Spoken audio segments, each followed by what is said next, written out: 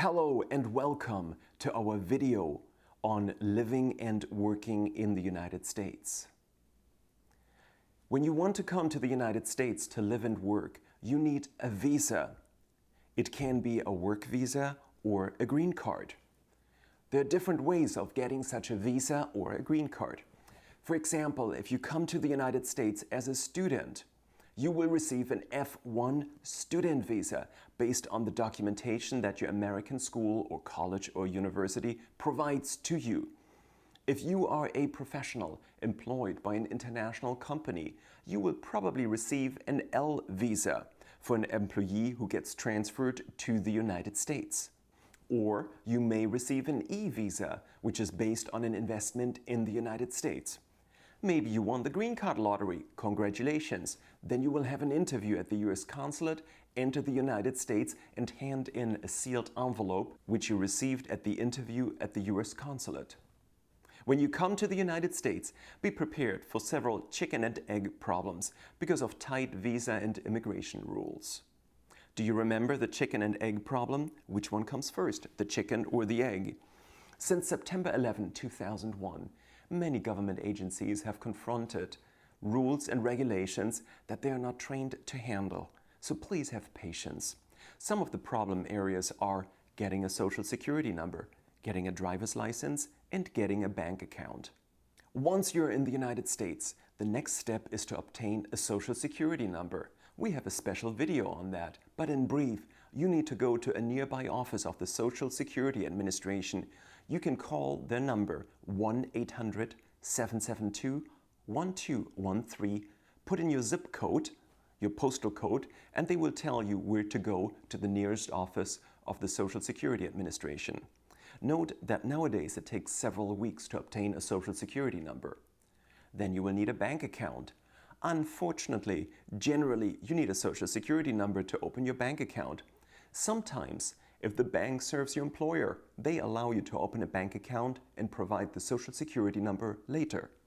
A bank account, to be exact, a checking account, is very important in the United States. You pay many invoices and bills with a check.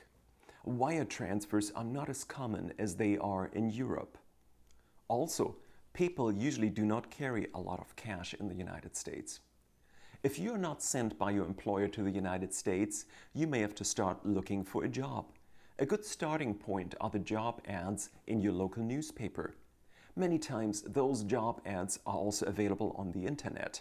And of course, there are specific websites such as monster.com and careerbuilder.com. To apply for a job, you usually send a resume, curriculum vitae, which summarizes your education and experience. It is surprising for many Europeans that an American resume usually does not include a photograph or the date of birth. You do not write who your parents are or what they do. Instead, you focus on your achievements and what you can do for the company.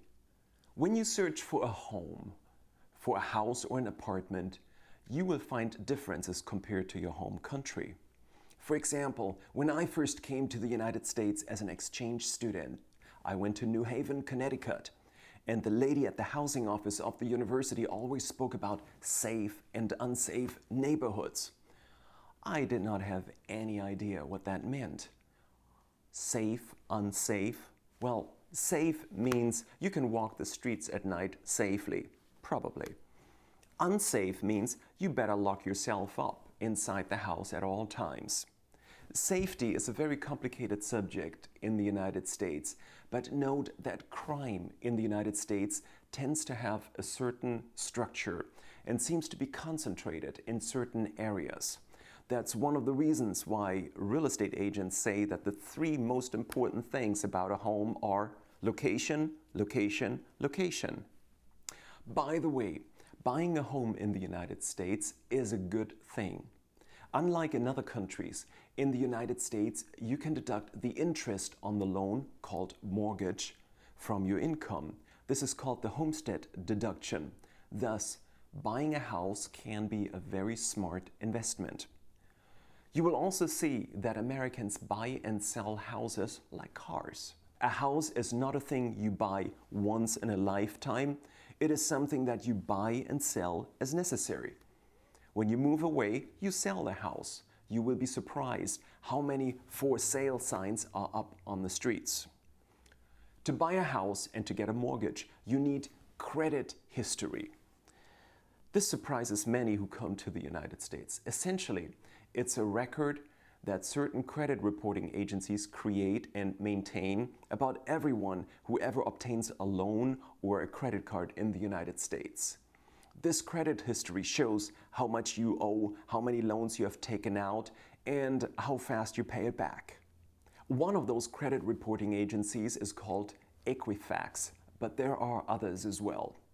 Last but not least, you need a driver's license. Cars are the most important means of transportation in the United States. You apply at your local Department of Motor Vehicles, often abbreviated DMV.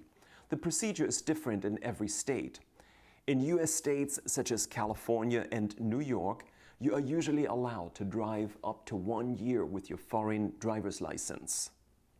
Thereafter, you certainly need to apply for a US driver's license. Sometimes you only need to show your foreign driver's license, take the written exam and an eye exam, a vision test, to obtain the US driver's license in your particular state. It helps if you obtain an international driver's license in your home country before coming to the United States. You can usually apply for it at an automobile association.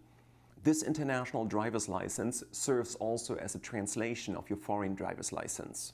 By the way, a driver's license in the United States is the typical ID, the typical identification card. You use it for boarding a plane and, for example, withdrawing money from your checking account at the bank. This is our general introduction to living and working in the United States. Please look at the list of videos to find answers to your specific questions. Thank you.